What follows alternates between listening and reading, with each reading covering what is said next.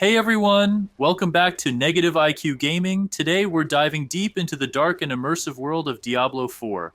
After countless hours of exploring Sanctuary, battling demons, and collecting loot, I'm ready to share my thoughts on this popular ARPG to help you decide if getting Diablo 4 is right for you. So grab your potions and let's get started.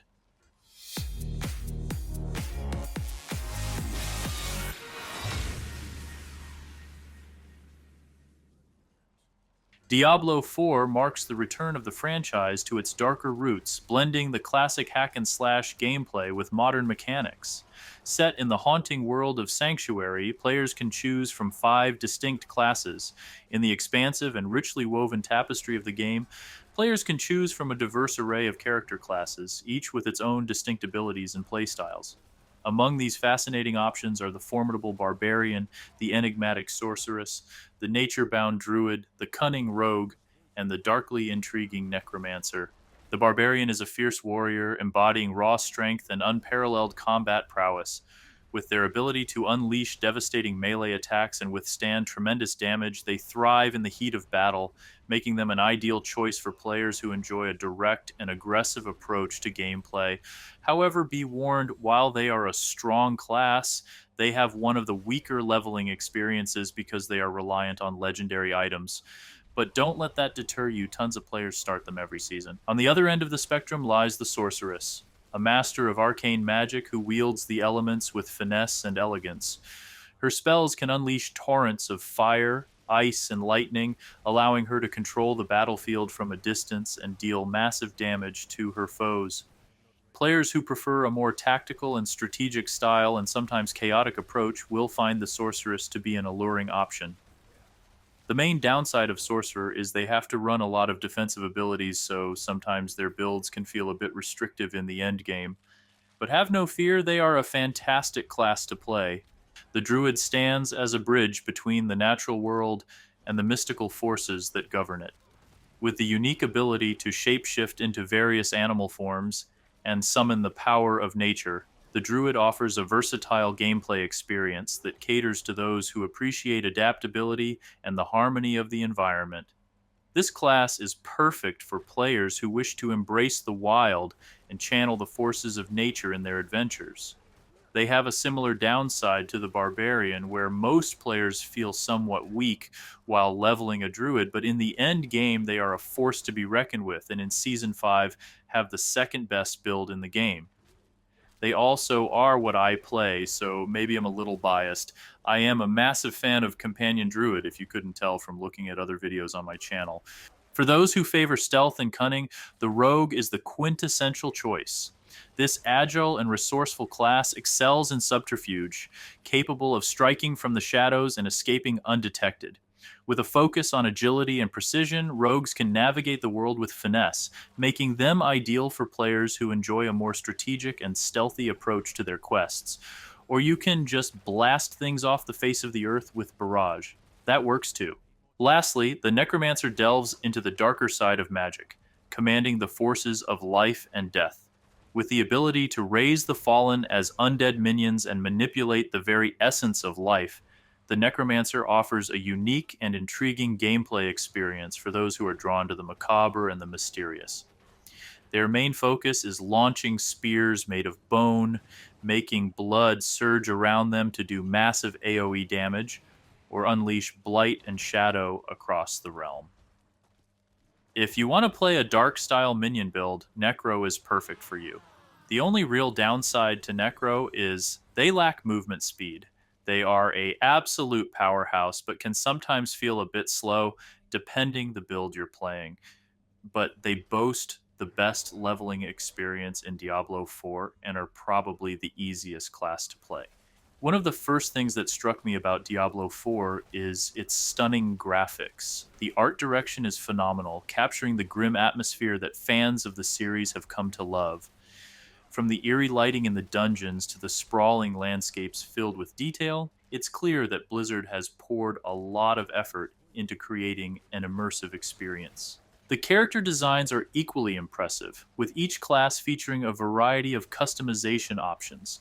The animations during combat are fluid and satisfying, making every hit feel impactful.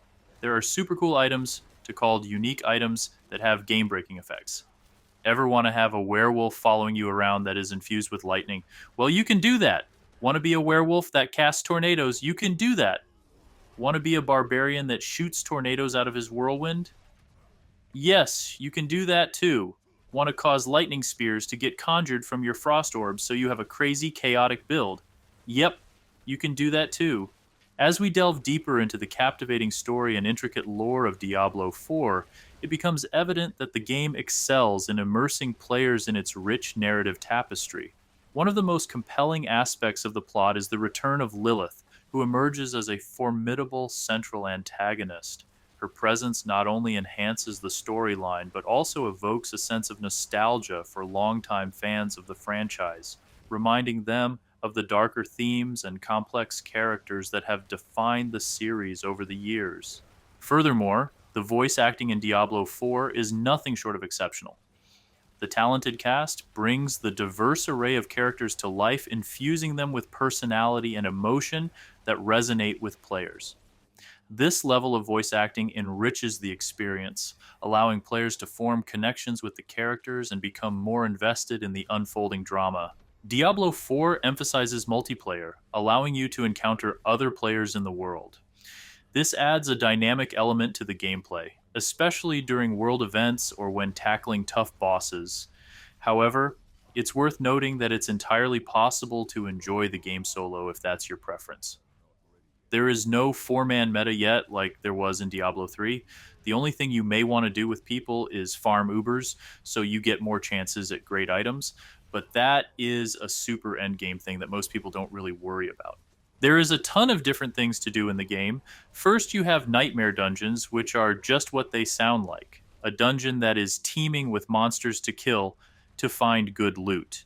Infernal Hordes, which is a wave style survival mode where you must survive 6 to 10 waves depending on difficulty, fight a boss fight that consists of 3 demons to get some pretty awesome loot rewards. You also have open world activities such as world bosses and hell tides.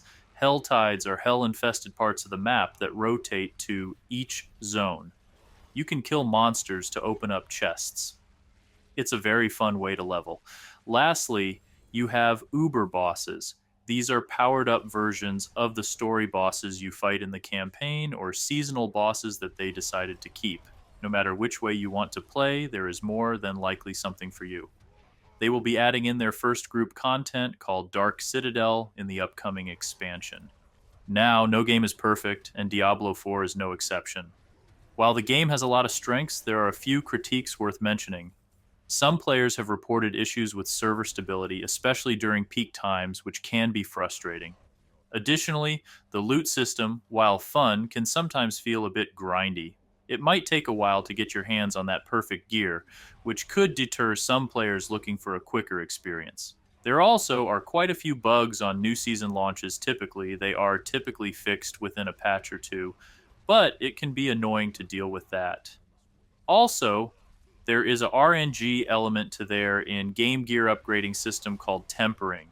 You get 4 to 7 chances, depending on the item, to choose a stat you want for the gear, which in itself is awesome that you can choose a stat. But it sucks when you find that perfect piece of gear just to watch it brick to nothing but RNG. Overall, Diablo 4 is a fantastic addition to the franchise that successfully captures the essence of what made the series great while introducing new features that elevate the experience.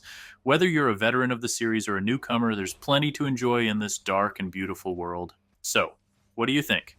Have you had a chance to play Diablo 4 yet? Let me know your thoughts in the comments below. And if you enjoyed this review, don't forget to like, subscribe, and hit that notification bell for more gaming content. Until next time, happy hunting in Sanctuary.